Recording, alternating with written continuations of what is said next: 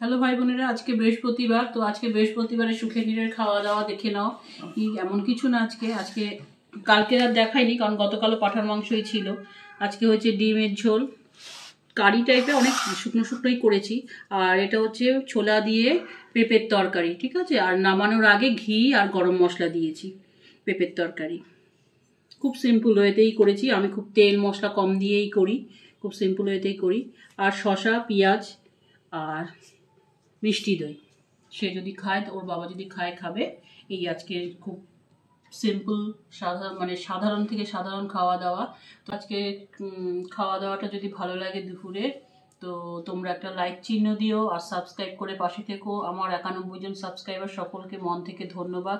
Subscribe নতুন নতুন পেলে যে আনন্দ, সেই আনন্দটা বলে বোঝানো যাবে না। আমি তো একদম চুনোপুটি, তাই আমার কাছে একটা, দুটো, তিনটে সব সাবস্ক্রাইবারই গুরুত্বপূর্ণ।